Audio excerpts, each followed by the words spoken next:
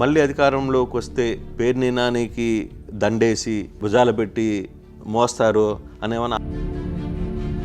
ఈ పేటలో లేదా ఈ గ్రామాల్లో మచిలీపట్నం నియోజకవర్గంలో ఏ ఊరు వెళ్ళినా అరే నేను ఇది చేసి చెప్పే దమ్మున్నా అంటే వైసీపీ నుంచి ఏ ఒక కౌంటర్ రావాలన్నా పేర్ని నాని అత్యంత ముందుగా వచ్చే పరిస్థితి. అంటే మిగతా వాళ్ళు వెళ్ళినోళ్ళు వెళ్ళిపోయారు, వాడుకుని వదిలేసేవాళ్ళు వెళ్ళిపోయారు. కానీ ఉన్నోళ్ళందరూ మాత్రం ఏదో రకంగా ఇతోధికంగా వాళ్ళు శక్తి మేరకు పార్టీ కోసం. పవన్ కళ్యాణ్ లాంటి వ్యక్తుల మీద మీరు చేసిన వ్యాఖ్యలు ఇటుంటే ఎన్ని కూడా కారణాలైనాయా? పవన్ కళ్యాణ్కి ఉన్న మచ్చల్ని ఎత్తు చూపించావు కాబట్టి కాపు కులం నీ పట్ల. అంటే జగన్కి ఇప్పుడు రివర్ బెడ్కి రివర్ బేసిన్కి తెర. చంద్రబాబు ఉండే ఇల్లు రివర్ బేసిన్లో ఉందని చెప్పాడు. రెండే మోరోవర్ మీరు నాతో అంత వాది. సార్ ఇప్పటికీ అమరావతికి మీ స్టాండ్ అయింది సార్? ఇప్పుడు 40-50 వేల కోట్లు కమిట్ అయ్యాడు, దాంట్లో ధర పోసేస్తున్నాడు. ఇది చేసేది ఏమంటారు?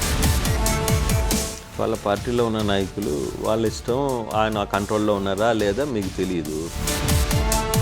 మాకు తెలియదు కానీ ఆంధ్రజ్యోతి రాధాకృష్ణకిను ఈనాడు రామోజీరావు గారు అబ్బాయికి తెలుసుగా, వాళ్ళు చెప్తున్నారుగా. రాష్ట్రానికి ఎవరైనా పెట్టుబడులు వస్తే మీకు అలర్జీగా ఉంటుంది. ఏదైనా వ్యవస్థ జరుగుతుంది నిర్మాణం అంటే దాంట్లో వెంటనే మీకు అటు ఇటు చేసి దాన్ని కుని చేయాలి. ఒక గూగుల్ పేరుతో, ఒక అదానీ పేరుతో ఒక గిదానీలను సృష్టించి ఆ గిదానీలకి ముసుగులో ఈ రాష్ట్రాన్ని దోచుకుంటామని.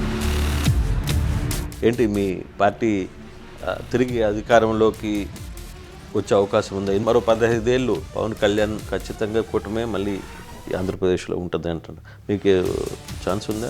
అంటే వాడుకుని వదిలేసే రకం పవన్ కళ్యాణ్ గారు. ఎవరినైనా నీకు చావు ఉంటే పవన్ కళ్యాణ్ గారు. మరి మీరు ఎందుకు ముందుకే ₹1 కోటి డబ్బులు కట్టేశారు ముందుగా?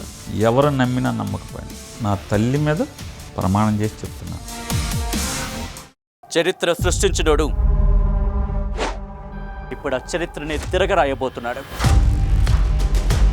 అబద్ధాల గోడల్ని బద్దలు కొట్టి నిజాలను రాగా మీ ముందుంచబోతున్నాడు.